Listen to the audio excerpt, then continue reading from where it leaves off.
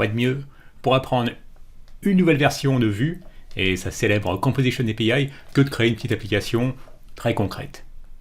Alors, imaginons, ça va être un gestionnaire de tâches qui vous permettra de planifier sur une certaine temporalité, un court, moyen ou long terme, des choses que vous avez envie de faire, comme par exemple apprendre Vue 3, et plus précisément la fameuse Composition API. Elle mérite une petite majuscule là quand même. Alors, remarquez pour l'instant le bouton création est désactivé parce qu'on a un petit système de validation, on le fera ensemble, et on dit que ça c'est du court terme. On crée. Remarquez également qu'à chaque fois qu'on soumet, eh bien, le curseur est positionné de nouveau sur la première tâche qui permet de créer à la volée rapidement sans avoir à prendre sa souris à chaque fois. Ça on le verra également, ça mettra en œuvre les lifecycle hooks et les refs. Allez, algo. Bosser les algos. Les plus courants. Les plus courants, les plus utiles. Les deux en fait.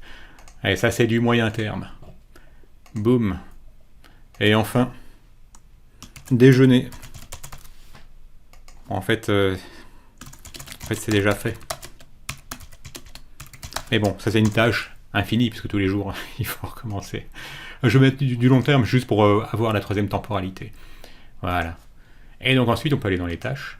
Donc on verra ensemble comment créer ce menu, comment router vers cette page, comment créer ce composant-là. Là, vous pouvez voir qu'on a un système de filtres, alors basé sur les temporalités. Voyons voir, par exemple, ce qu'il y a à faire à court terme. Boum, on peut voir qu'il y a Vue 3, à bosser à court terme, à bosser à moyen terme, il y a les algos, bon, à long terme, c'est déjeuner. Alors je me rends compte qu'il faudrait que j'ajoute une tâche de plus pour qu'on puisse faire un filtre un peu plus poussé. Disons qu'en court terme, il y aurait se faire un thé. C'est juste pour avoir un peu plus de contenu. On le met en court terme, on le crée. Ah, vous pouvez voir que dans tâches, maintenant, si on va à court terme, on voit qu'on a deux tâches, mais en plus, on se fera ensemble, et ce sera l'occasion d'implémenter les watchers et les computed properties, toujours à la manière, la nouvelle façon de Vue 3, donc avec la Composition API qui change par rapport à Vue 2. Eh bien, disons qu'à court terme, voilà, vous avez vu, on a filtré, là on aurait tout, là on aurait du court terme, et si on veut filtrer uniquement s'il comporte T, voilà, on voit T, et s'il comporte uniquement apprendre, on verra apprendre. Également, puisqu'on n'a pas de base de données, là, le but c'est vraiment de bosser la Composition API, mais bon, c'est quand même frustrant quand on perd toutes ces petites tâches à chaque fois qu'on referme l'appli et qu'on la réouvre. On a quand même fait un petit système de sauvegarde qui sera basé sur local storage. Donc si on referme,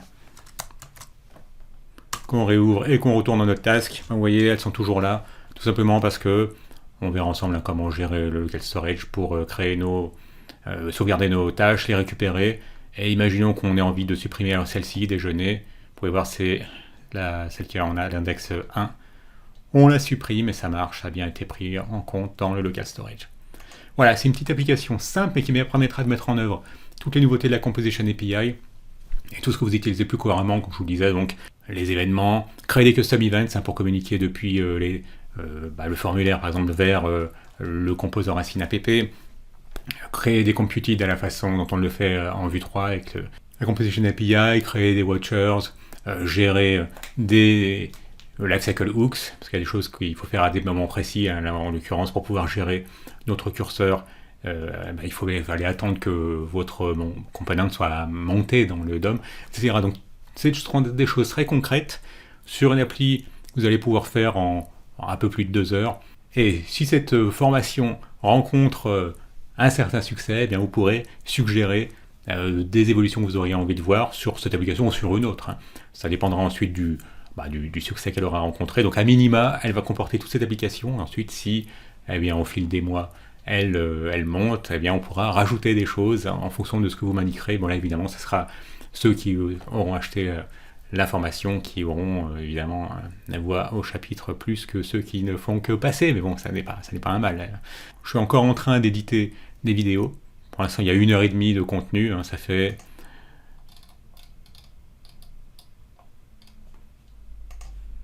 Voilà, donc vous avez une quinzaine de vidéos. Ce qui vous permet déjà de monter en compétence sur l'essentiel.